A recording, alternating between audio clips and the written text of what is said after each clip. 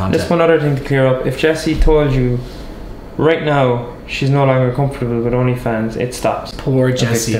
What about Jessie? Jessie this, and then Jessie, poor me, Noah the perpetrator. Like, no, Jessie can leave right now if she wants to. How are you willing to continue to seek out what seems to be very high risk behavior choices with your OnlyFans page that not only puts your marriage at risk again, but also maybe setting yourself up to relapse? Do you want 5 minutes? Yeah, these are hard videos. After continuing to fight your own addictions, how can you feel good about being the supply for other people's addictions? Let me anchor myself. I can feel my face getting hot. I can. Yeah. So let me think. Respected your channel in the beginning. Yeah. Truth is, you're becoming a drama queen, bro. Yeah. Creating drama to fuel your page. Sure. Sad to watch. Step away and work on becoming a man. Fuck. I am hot, man. I'm sitting here wondering, like, did I sound too defensive? So now you're doing this video for 3,000 views, willing to sell your body for fancy things, and your ego seems out of control. Yeah.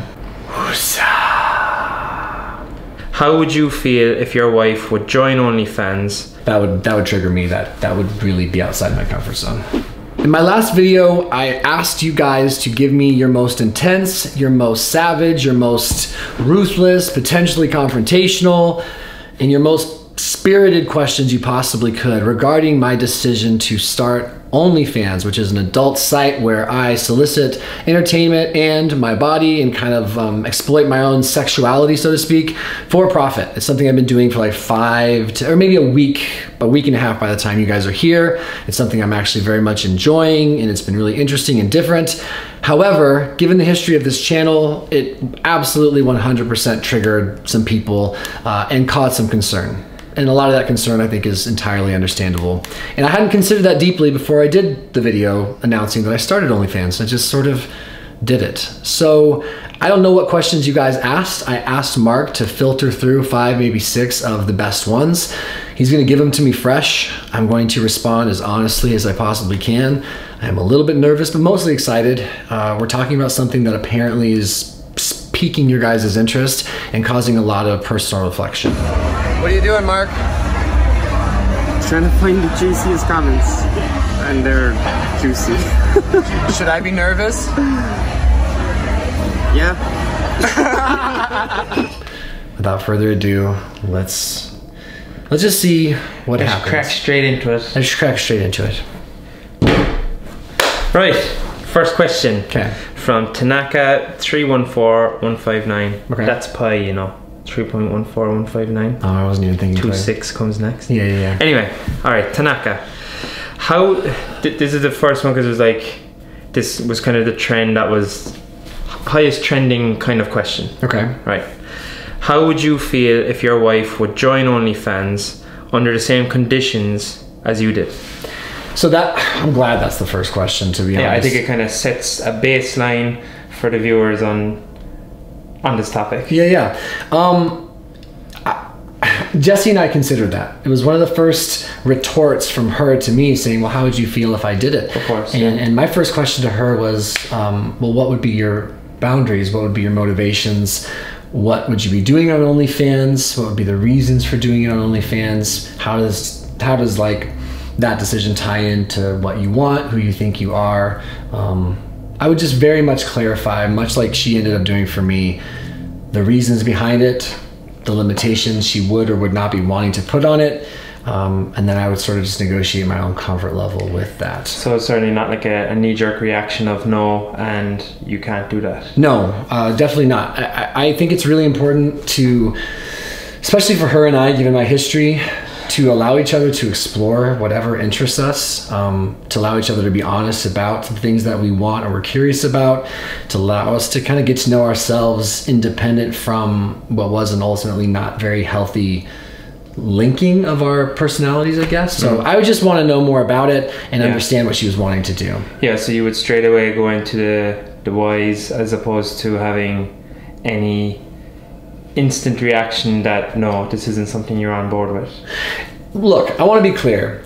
I'm not saying that I'm certain that I wouldn't get triggered a little I don't know that my body wouldn't get activated thinking about her showing her butt or showing her flesh on the internet. I think that's very possible. I would just have to be in the situation to know it. But I do know for a fact that I wouldn't outright say no without understanding more about what she wanted and to see how it tied into things, right? Like, I do this professionally. I'm an online content creator professionally. Yeah. There was an angle for me in that way. But I would just hear her out. I would be remiss not to. So like there's quite a few comments along the lines of, well, how would you like it if Jesse was doing it? Almost like the preconceived idea is that you wouldn't be on board. Right.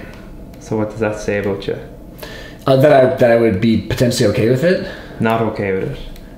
But I would be, I think, okay with it. Yeah, but the way they're asking it is almost like they think it's rhetorical that you wouldn't be as okay on board with it if the shoe was on the other foot.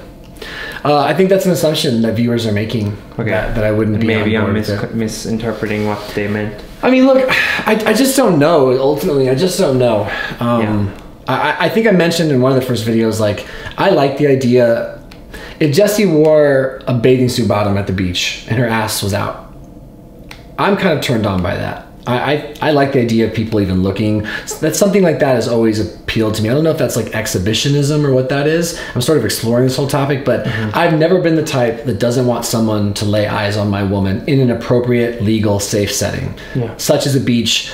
And I kind of think about how like Instagram models like can dance around and do the thing in thongs. Like, if my wife wanted to do that, I guarantee you 100% that would be fine with me. I think where I would potentially have issues, not potentially, I don't want to bullshit. If she was like, listen, I want to take cooter shots like all day and get paid for that, that would be a problem for me. If that was all she wanted to do, that would trigger me. That would really be outside my comfort zone. Okay. Yeah. Right. Let's see here. CL Boy Mom. After continuing to fight your own addictions, how can you feel good about being the supply for other people's addictions? Also, after you purchase your fancy car, what next? You'll be satisfied? No, you won't, and you know it. You'll be searching for the next thing shortly. It's like watching a train wreck about to happen. Okay. My first thought was him answering for me as far as what his opinions and thoughts are. He's letting me know that I already know something, and that is an assumption, and I don't agree with his assumption. And I do think that's kind of tricky wording, kind of like manipulative wording. But the main question was, how can you? Yes. How can you feel good about being the supply of other people's addictions, given you're fighting your own addictions? Okay, let's start there. When it comes to that comment, to me sounds like a broad stroke comment about addiction. And I don't know if this person is suggesting that anyone who partakes in any adult entertainment whatsoever, be it pretty harmless adult entertainment that I'm venturing into, or straight on penetrating fetish pornography, for example. So I think this person's assuming that if you take part in any adult entertainment, then you are addicted. Or maybe he's talking about the individual specific person that might have a porn addiction. And to that I would say that's outside of my responsibility. That is not my moral responsibility or personal responsibility to think about what another independent, self-sufficient adult is choosing to do legally with their time and with their money. So that's where my head goes. So it's out of my hula hoop. Like, in fairness to him, he said you're fighting addiction and you're fueling a potential different addiction. So being a recovering alcoholic, sure, would you set up a table and start selling beer on the side of the road? Oof. Because that's what he's saying you're doing. So he's saying because it is a kind of like a niche of the world that some people do struggle with, it's not appropriate for me as someone who's battled addiction to profit from it. I think that's what he's saying. I think that's what he's saying. You're fighting addiction, but you're feeding another. Again, I think the word on addiction is being too broadly used. I mean, people are addicted to sugar. You've videos about being addicted to porn? I didn't do a video about being addicted to porn, did I? No. I did probably do a video of being addicted to porn. I'm nearly certain I read that in the comments. Okay. Let me anchor myself. I can feel my face getting hot. I can. Yeah. So let me think.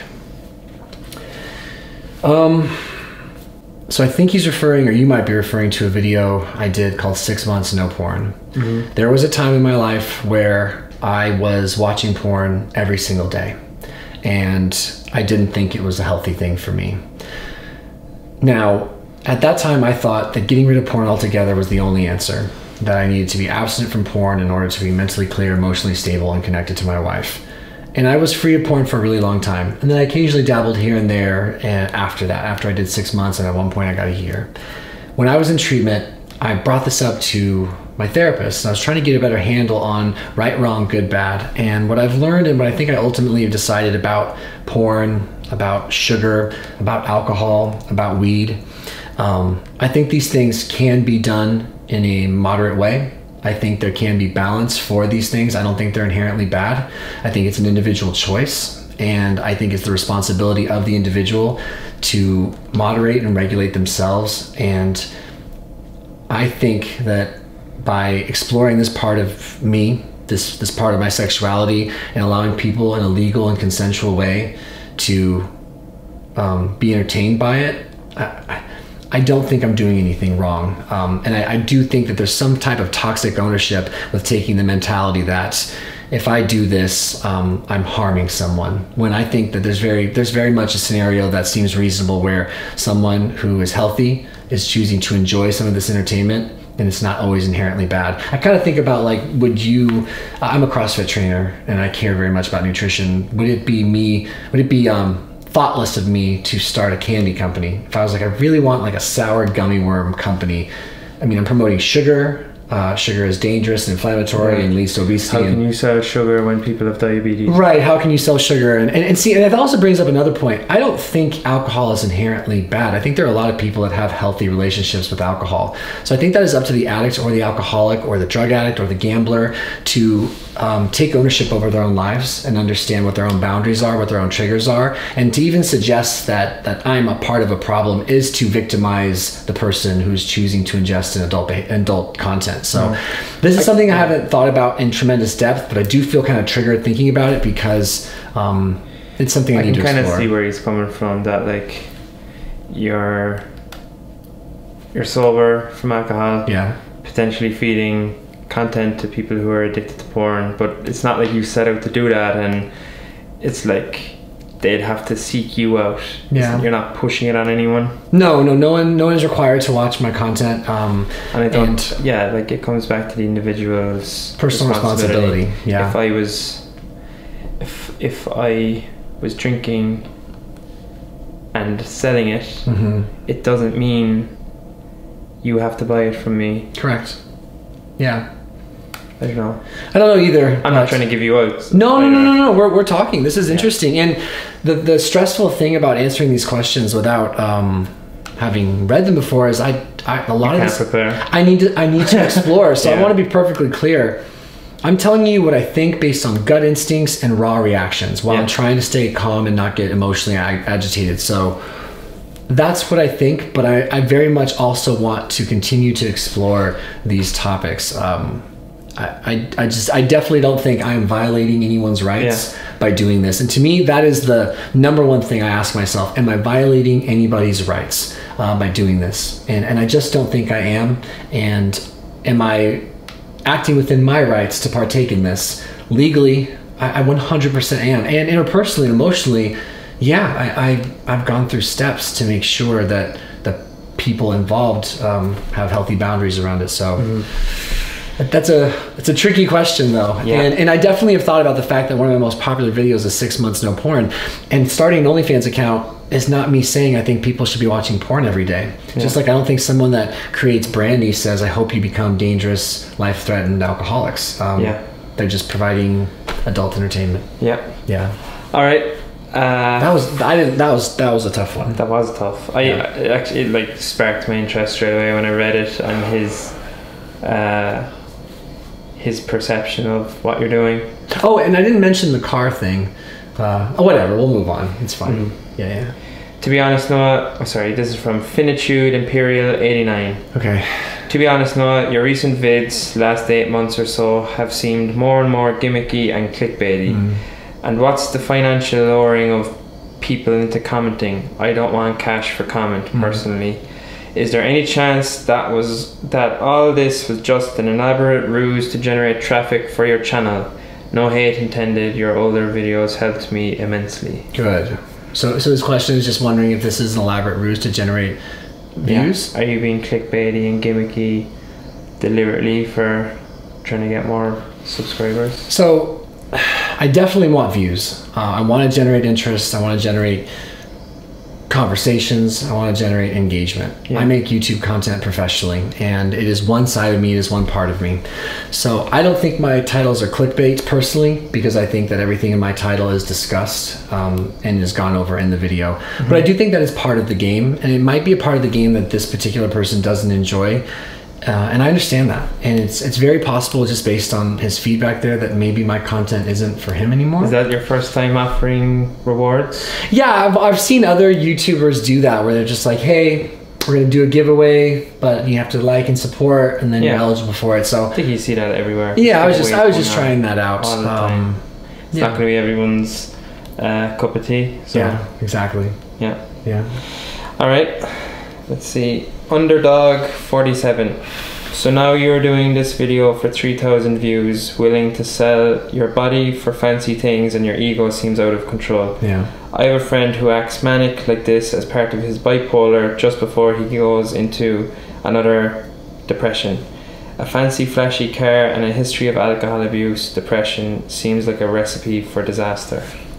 Kind of a statement. Yeah, I mean, all I can say is, like, I hear you, and I think that's a fair thought, and he's entitled to his thoughts. I didn't have to see a question there, so. He has a friend who acts manic like this before he goes into another depression. So, is your behavior at present leading to a relapse? Wow, that's a big question. I don't think so. So he's bringing up his own personal experiences, right? Like an anecdotal thing. He's just letting me know something that he's experienced or seen in his own life, and wondering, I guess, if I think I'm headed. Comparable? Or? It's comparable. And yeah, he's talking about a very serious mental condition, which is bipolar. I have mental health professionals in my life. I've seen mental health professionals. I don't feel manic. And I'm very much keeping my situation open to, for example, you, to my wife, my therapist, my AA sponsor. So I've got a pretty good team of people in place that I think would be open and honest with me if they were worried about that sort of behavior. What I'm already sensing in some of these questions is, like, I don't even sense much of a question, but more of people just expressing their own thoughts and opinions in general, and having maybe different thoughts and opinions than I do. I'm not sure. I'm trying to differentiate people kind of getting outside of their hula hoop versus genuine questions about my thought process. I don't know, man. Okay, this is from... I prefer last time we did this, I'll tell you that. Yeah? This one's worse? This one's harder for me, for sure. Okay, John Michael. Yeah. Dude, respected your channel in the beginning. Yeah. Through days, you're becoming a drama queen, bro. Yeah. Creating drama to fuel your page. Sure. Sad to watch. Step away and work on becoming a man and all that entails. Gotcha. Think of someone else for a change and give your wife a break. OnlyFans, lol. So another statement. Yeah, but with no question. But he's saying a lot about his personal opinions of you, and what you're doing. So let's break that down. Yeah. For fun. So what's the first thing he says? He thinks you're becoming a drama queen. Okay, so he thinks his channel is dramatic.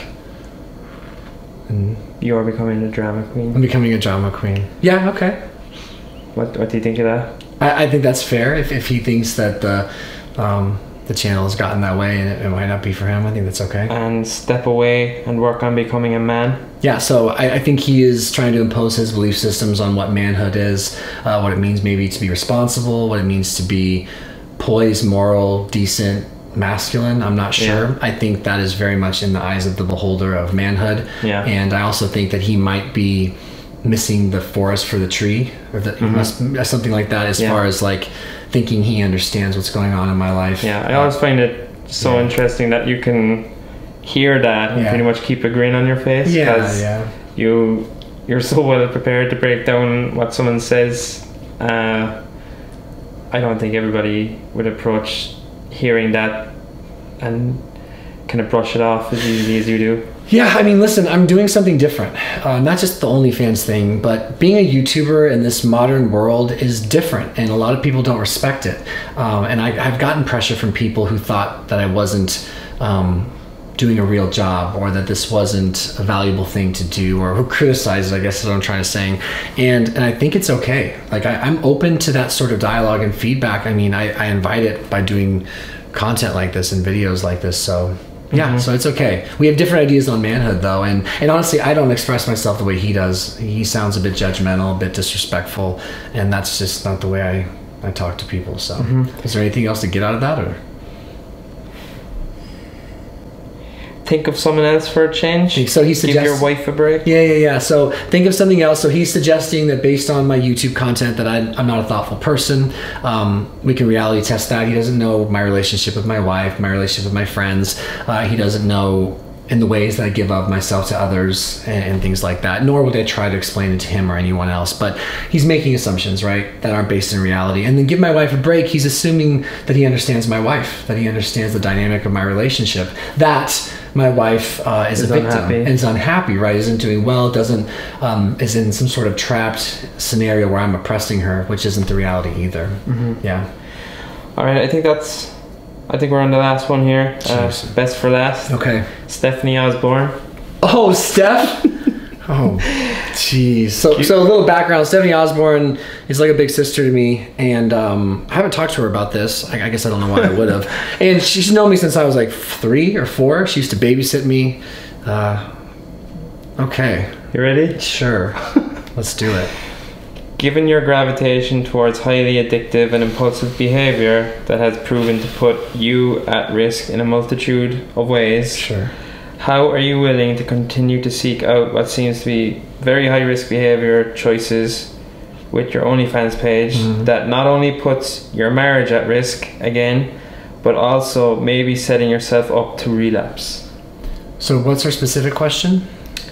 How can you... let me see here.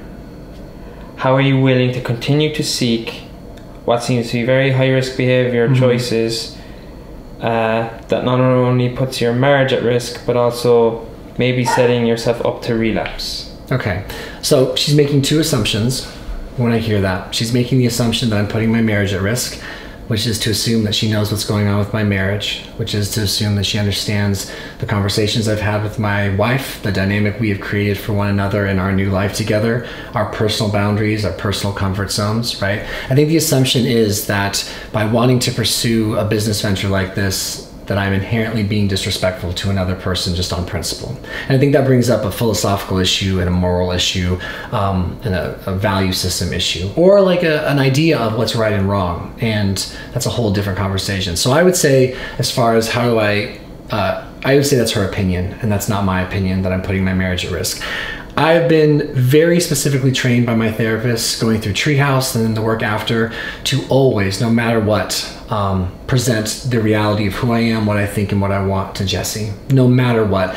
Not to hide any part of my authentic self out of fear of being judged, out of fear of her not liking it, out of fear of hurting her and her not being able to handle it. I had a history in our old relationship of lying and hiding pieces of myself because I didn't think she could handle it, or I felt bad for her. And one of the things they've had to strip from me is this codependent victim, perpetrator, rescuer triangle dynamic, where I'm essentially thinking she's a little baby bird that at any given moment can be broken by me. And so this idea that I need to overcompensate and try to be any type of way to keep her happy isn't healthy, in my opinion.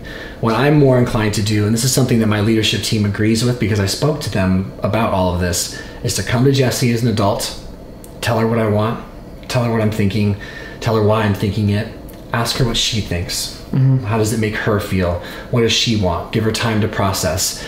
See if there are boundaries we need to explore together. But to allow myself the freedom to approach and explore any part of my life, any part of this world without fear, and give her the respect to set her own boundaries and to speak for herself and let me know what she really wants. There's a really important couple in my life who are splitting up. I'm not going to give names, but there are 2 very important people in my life who've been together a long time and we're getting a divorce right now. One of the biggest issues they had was that one of them was secretly thinking and wanting things the other one didn't. that person hid those realities from their partner, and they felt so isolated and alone that they eventually detached and moved away. And so Jessie and I were talking. I was like, telling her about this. I was like, listen, I want to try this. This is really exciting to me. It's really important to me. And we explained why. And we discussed my motivations and other things. And one of the things I said was important was that I not lie or sugarcoat anything. I want her to see me. I want to expose myself to her. So that, in my opinion, kind of addresses this idea that I'm putting. So you don't see OnlyFans as a high-risk behavior? See, I see OnlyFans as a high-risk behavior if it's done for the wrong reasons. I think OnlyFans is a high-risk... Why are you on OnlyFans? To make as much money as I can to fuel a lot of big future wants and dreams as far as financial security goes. That's my number one motivation, is to make as much money as I can in a legal way. And what ended up happening... I don't think you're wrong for wanting to make more money. Yeah, and I think some people just have an idea about right and wrong ways to do that, which sort of begs the other question, like, are the people that are upset by this decision simply concerned based on my history, or are they imposing their own views on right and wrong? And that's for them to figure out. I'm sort of navigating and figuring it out, but yeah. And then what is the last thing she said? Setting myself up for relapse. So I would ask, like, maybe setting myself up for relapse. Yeah, I don't think that question, I don't think that me wanting to pursue OnlyFans equals me pursuing relapse. I think that's making a lot of assumptions about the progress I've made in my recovery, about the discoveries I've made about myself. I think she has the track history, you know? Sure. She's the inside track on it. I mean, sure. Stephanie knows me better than a lot of people, but Steph and I, I don't think you'd be mad to hear me say this, but we don't know each other on a day-to-day, moment-to-moment, even week-to-week or month-to-month basis. We went a year without speaking.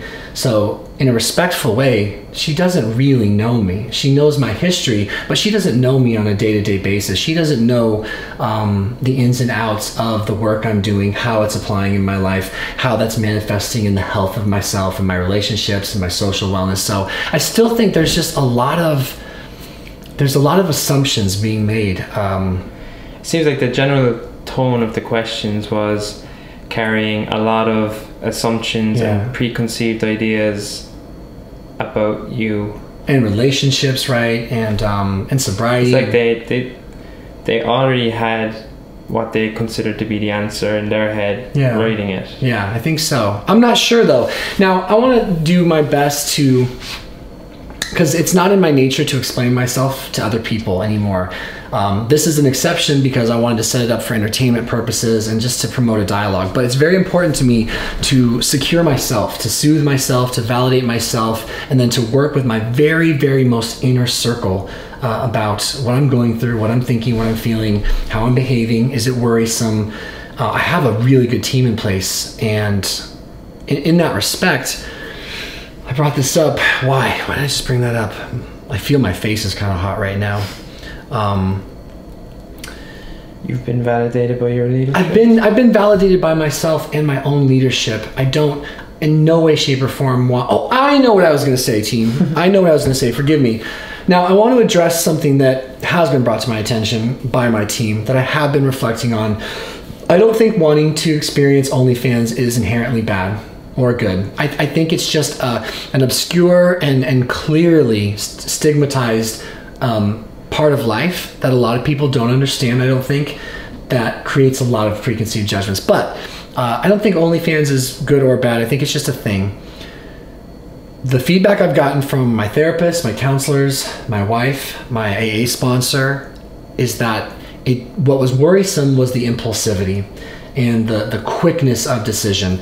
Now, I'm a couple weeks settled into this, and I think it's something I could be really good at, and I'm really enjoying, kind of like exploring a different side of me. It's been really fun. But what I would like to do different in the future is pause and breathe and talk things out with respect to my past and with respect to my history a little more slowly, to explore these things more calmly before making decisions. I've found some success in my life being action-based and impulsive. There are people I've known for years who just sit on the sideline and talk about the things they want to do and talk about the life that they might just live, but they're too afraid, or they have too much trauma or too much stress or too much anxiety. I have found tremendous success in my life being action driven. If there's something I want, I'm not afraid to try to do it. Yeah. What I wish I'd done differently is gone a little slower and communicated a little more thoroughly, specifically to Jess, but then run things by my team out of respect for being in early sobriety. I think that was poorly executed and is something I would do different.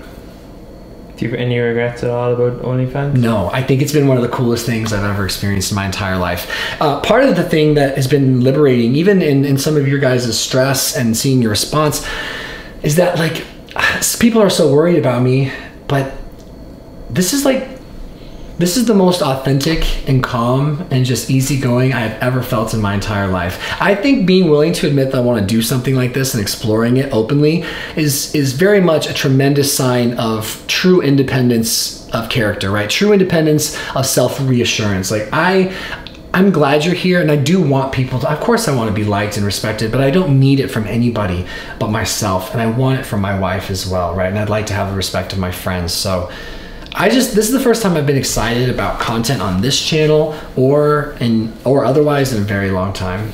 And this is taboo. There's something really exciting about doing something that is just, I guess, kind of naughty. I don't know. It's interesting. And I know it's not for everyone. And that's okay. Yeah. All right. Fuck. I am hot, man. I'm sitting here wondering like, did I sound too defensive? Was I making enough sense? I hope I did. I hope I gave people some perspective. I do want to thank, I think it'd also be worth saying like, I want to thank everyone who has just been concerned. I did speak, one of the lead therapists said that this behavior, the impulsivity of this behavior to the naked eye, given what I've portrayed and what I've shown you guys of me, would be a cause for concern. It would look like risky behavior. It doesn't mean that it is risky behavior, and I'm very, very capable of being reasonable. I'm very capable of being thoughtful about how I execute these things. And I'm very capable of making decisions that other people, like, I'm okay in my own skin to try new things. But thank you for the concern, from the genuine concern. And then, geez, to the people that are bothered and are leaving kind of hateful messages, just, you're free. Like, you don't have to watch my content. You really don't. And I wish you well. And I thank you for the time you were here, but no one's keeping you. Like, you can do anything you want. You never have to hear me talk about this stuff again. So yeah, I think, is there any like broad sweeping questions to tie it all up? But I think you've answered. Yeah, I mean, another thing, so much. I don't think a car is going to make me happy, or something materialistic will fulfill me. And if I thought I wanted the car to be okay, that's another conversation. I feel good. This is the best I've ever felt in my entire life, prior to the OnlyFans thing, prior to the car. So like, your original OnlyFans video was, I want to do this to get a car, but that's shifted now, hasn't it? Well, yeah, I mean, that's something to clear up, because everyone's like, you get the car and then what? Well, yeah, I mean, I get the car and I got the car. Like, it was a want. I didn't want to dig into my current income. I thought, I should find a way to supplement it. I didn't think so many people would sign up for the OnlyFans. So I didn't know that it would really work out that way. It was kind of just a little experiment I wandered into. I just do stuff like that. So, no, but now that I see the potential in OnlyFans to create genuine wealth that could, it's just potential, I don't know, that could change my life forever, change Jessie and my life forever, if executed with proper boundaries with her, which we are establishing and continue to tweak and refine. As long as it's not done to validate myself, as long as it's not done to take away from my sobriety, to take away from my friendships, my responsibilities. My current motivation with it is to use it as an opportunity to create investment and wealth long term, and of course to supplement my income, and then kind of explore my sexuality a little bit. Not if I'm hetero or homo, but just explore sexuality in general. Has definitely been like a fun side thing that I didn't know would be there. Yeah, because everyone dabbles in this stuff as far as partaking, so it's weird to be on the other side and like make content. Just one other thing to clear up: if Jessie told you right now she's no longer comfortable with OnlyFans, it stops. Yeah, of course. 100% it stops. If Jessie said, if you don't stop, we will be getting a divorce, obviously I would stop the OnlyFans. It wouldn't even need to be that big a Well, no, I was going to the extreme. What I asked of her, because this is something that I'm really excited about, what I asked of her is if she was willing to, well, honestly, we got to a point there because it got a little stressful in the house as we were kind of figuring this boundary thing out, because I did this so fast that I made a decision that I was going to stop. I was kind of sad about it because I think OnlyFans gets a bad rap. There's some cool niche angles of OnlyFans that's not just like XXX porn or something. And so she came to me the next morning and said, I want you to be able to explore whatever parts of your life you want to. I want you to be able to try different things. I don't want to stop you from being you. I just want to have clear boundaries that I'm comfortable with. Can we find that? And so we sat down and kind of just mapped out what she was comfortable with and what I was comfortable with. And do you think if, like, knowing her like you do, if you could tell she doesn't want you to do it, but she's not saying it to be the reason you stop, would you stop? No. You need to hear her say it? Yeah, I can't live that way. Mark, that's been a massive problem for me, is assuming other people's body language, energy, emotions, thoughts. Hearing them but not believing them? Exactly. Hearing them and choosing, assuming that they don't really mean that, they can't really mean that, they don't know what they're thinking. Being massively insecure and codependent, I will not do that. I was speaking to one of the directors at my clinic, or the treatment that I went to, and he told me that the most important thing was to treat Jessie like an adult who could speak for herself, and that's what I choose to do. Let's say... Why are you so good at this? Let's say you can tell Jessie's deteriorating in her tolerance of OnlyFans. Okay. She's acting like she's still on board, or at least she's saying it. Okay. But you can see it's doing damage to your relationship. Are you going to stop? Do you still need to hear her say yes? I'm going to continue to have conversations with her. I am not going to, because look, if this is something that's important for me to try, and she says, based on our boundaries, that she wants to help me be able to have this experience and try, and I sabotage it based on my reading of her body language and her thoughts, I think that is the sort of behavior that will cause me to resent her. Okay, so you could see the behavior, but you'll question it if... Of course. Yeah, so you won't... Yeah, I think you would communicate on it as opposed to observe it and continue to do it because you didn't hear, you don't have to stop. Yeah, absolutely. So look, I mean... Keep a continual open... A massive... And we're... Yes, of course. I want her to be free to tell me anything she wants and anything she's concerned about and anything she fears, but I want to discuss it. Put yourself in someone's shoes who could potentially be stopping like a significant monthly income stream and being the reason. Like, that's a hard position to put yourself in. Yeah. And you know what? I'm not going to act like this hasn't made me insecure with her a little bit and nervous and stuff like that. But I asked her the other day, 2 nights ago, I said, do you ever regret being with someone who doesn't have a standard job, who doesn't 9 to 5, who doesn't live a slightly more predictable life, who's online, who's kind of just a recovering alcoholic, just, do you wish you weren't with me? It kind of came out without those exact words, but and she said absolutely not. And in treatment, they said this because I cried for Jessie. I cried for Jessie in treatment. What have I done to her? Poor Jessie. And they drilled it out of me. No one could ever understand what I went through in there. That it's not poor Jessie. Like, I cannot see Jessie this way. It's so fucking unhealthy to see Jessie as poor Jessie. What about Jessie? Jessie this, and then Jessie poor me. Noah the perpetrator. Like, no, Jessie can leave right now if she wants to. She can literally leave our relationship the moment she doesn't want it. She can tell me that OnlyFans is unacceptable to her and not within her boundaries. I think what fucking maybe scares people more than anything, I think what might surprise people or scare people is that this sort of thing is okay with some couples, that there are couples that have these sort of conversations, that live these sort of different lives. People are making big leaps and bound assumptions about my wife, who she is, what she thinks, and I take some of the credit for that. Yeah, I have portrayed her on here as best I could to express my experience, and I don't know what that has done to the eyes of other people, but the reality is, guys, you don't know Jessie, and you know me as well as you can, being as vulnerable and open as I can. I mean, it's pretty cool how much they care.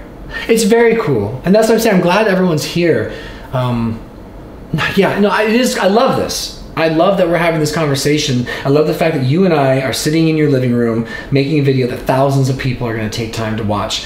I have so much respect for the people choosing to watch this. I apologize if I've come across a little crass. I might think differently in a month. That's the thing. I might think very differently in 6 months, not want to do OnlyFans, and maybe think it wasn't right for me and question some of my thought process. But in the moment, this is where I'm at, and I'm glad we can just be in that moment. Are you a narcissist? No. I've looked this up carefully. I've talked to clinicians about this. No, I care. A narcissist does not care about other people. That is one of the fundamental issues with narcissism, right? I love other people. I care about other people. In sobriety, I've proven that I'm very thoughtful towards people. I think I just enjoy what I enjoy, and I'm feeling more comfortable admitting that stuff.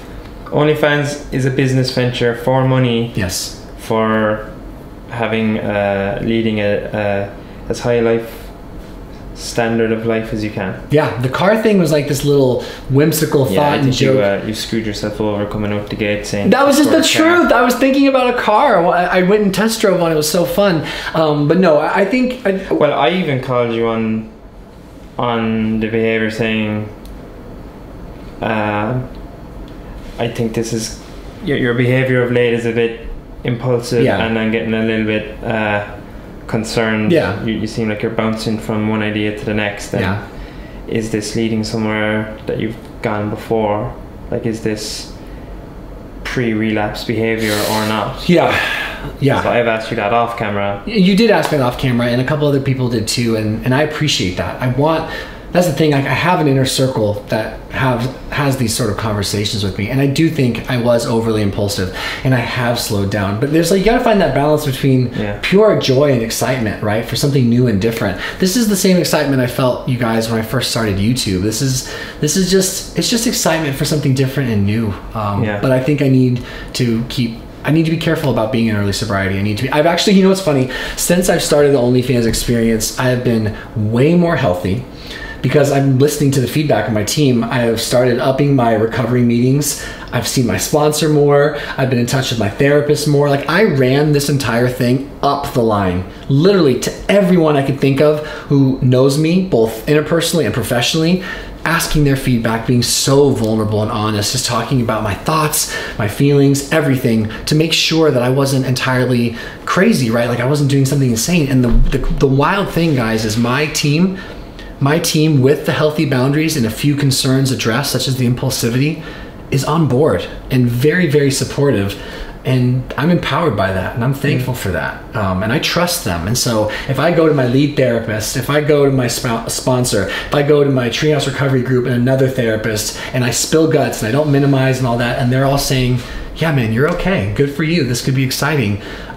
That's fucking rad. And Jessie is supportive too, and she's excited for me too. And this could be a special experience for us. Yeah. I think a lot of people just don't maybe like it, you know, or they...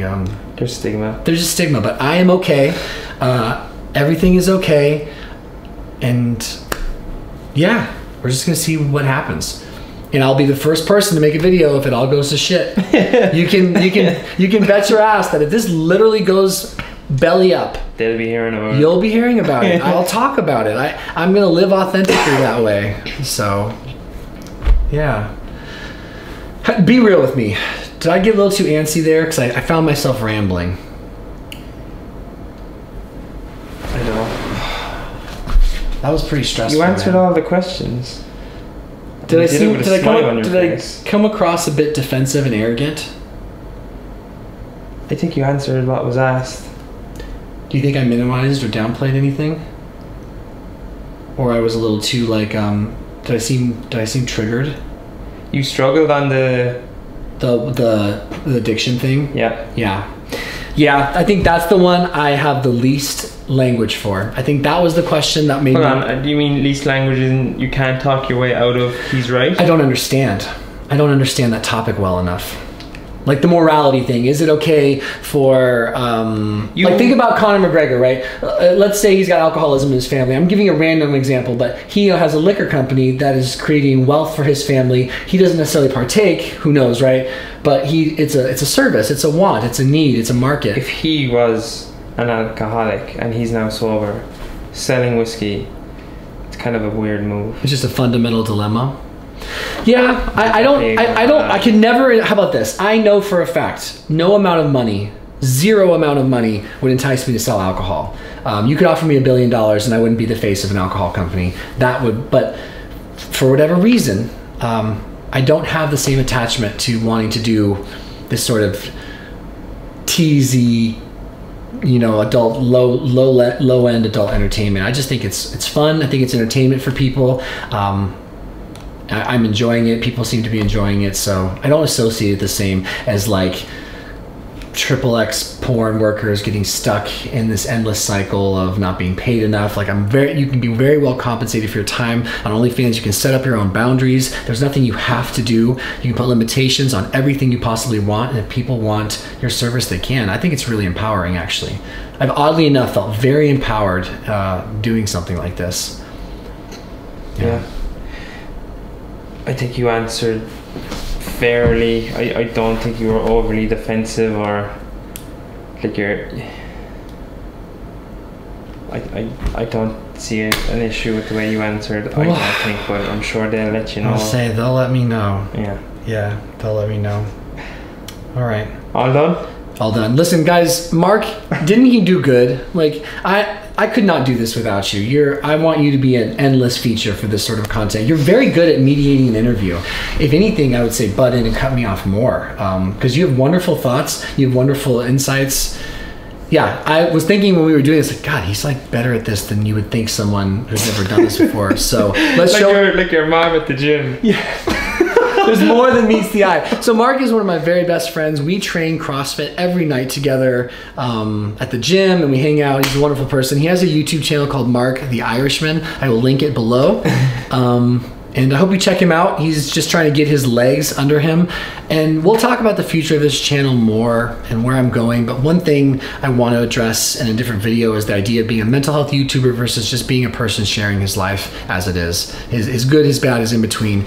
I'm not as nice as I thought I was. My counselor told me that. He's like, you're not as nice as you think you are. And I think really nice me would never want to share this with you. I'd want to continue to make videos on how to support your mental health exclusively. I want to look as good for you as possible. And now I just want to look as fucking real for you as possible. Even if that realness comes with some consequences. Yeah, people aren't gonna, if you're being real, you're not gonna satisfy everyone. No. Maybe not even half. I want to satisfy me. Make no mistake about it. I'm trying to satisfy what I want and what interests me first. After that, of course, I want to be kind. Of course, I want to be helpful. I want to help people through my experience with their mental health and their low T. But I also just want to be honoring myself first and foremost. I spent a lot of time trying to impress other people. It led to a lot of problems in my addiction. And I'm good, guys. Like, I'm stable, I'm calm, I'm happy, I'm content, I'm as balanced as I've ever felt, I'm excited. This is just a different journey than some people maybe want for some people, I don't know. And for everyone who left a comment, thanks for all of the options. There was like well over 100. That was crazy. You all, vast majority of you all had valid questions. Yeah. I had to pick 5, so if you didn't make the cut, don't take it that you had a bad question. It's just he wanted the most volatile kind of stuff that was on there. Yeah, and yeah, thank you guys as well. You have given me some things to think about. Yeah, I tried to pick questions that would cast the net over as many similar questions as possible. Okay, we'll just continue this conversation. We really will. Not necessarily like, no, we'll continue this conversation. We'll continue to explore all of this together, and everything's gonna be okay. One day, 1 hour, 1 minute at a time. We definitely can get through whatever we're going through. And I appreciate you guys. Fuck. We'll see you guys in the next video. See you later. See you later. You want 5 minutes? Yeah, these are hard videos. Do you want that Fijian water? Yeah, dude. Thank you. Well, I felt far better in that video than the last one, but I could see you squirming. I was squirming. More.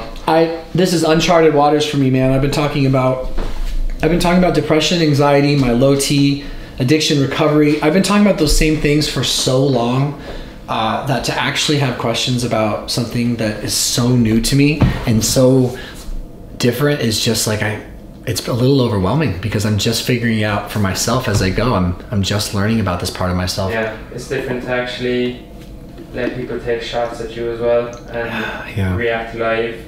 Yeah, exactly. I don't read comments like that ever, and I don't respond to comments like that. Yeah. If someone doesn't know me and I don't have time invested with them, if they're not in my inner circle, I don't take feedback on my personal life from them. So that's why I wanted you to pick 5. That's why I was trying to do my best not to get activated. But I'm not gonna lie, my head was pressury. I felt the hormones running.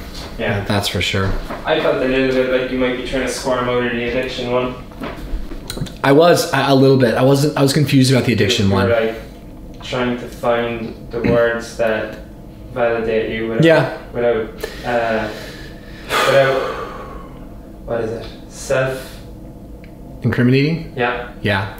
I want to genuinely explore that with leadership and with other people. I'd be curious to know your thoughts about that, because I see his point. I think it's a valid statement that, like, is it hypocrisy to feed a different person's addiction? And then is there like, well, a porn addiction, that's not so bad. That's not, you can't die from a porn addiction. So addiction's addiction. I stand by thinking that to lump all of pornography into, oh, it must be an addiction, I don't think that's fair. But I guess the more question is, how is it that I'm comfortable profiting from a tier of a market that is kind of considered less respectable, that is kind of considered less that can be addicting, I guess. I don't know. That's a tough one. I don't know. It is something you need to go delve into deeper. My head says I'm okay with it, but I should be able to understand why. Like my gut almost says to not enjoy this venture at the risk of being a part of something that other people could potentially be addicted to. It almost sounds like me taking ownership over other people, places, things. Me thinking I'm victimizing people, and I think I'm a citizen engaging in a free market. Any petrol station around here has alcohol in there, right? And no one's going in shouting at the cashiers saying, "Don't you know there's fucking alcoholics live here?" No kidding. That's an interesting thought. You're selling drink. There's alcoholics live all around here, and you're in here selling drink. Yeah. I hadn't thought about that. I don't know. I'm trying to make a metaphor that makes sense to me, that is replicating what you're doing. Like, you have an OnlyFans, you're not fucking forcing anyone to buy it.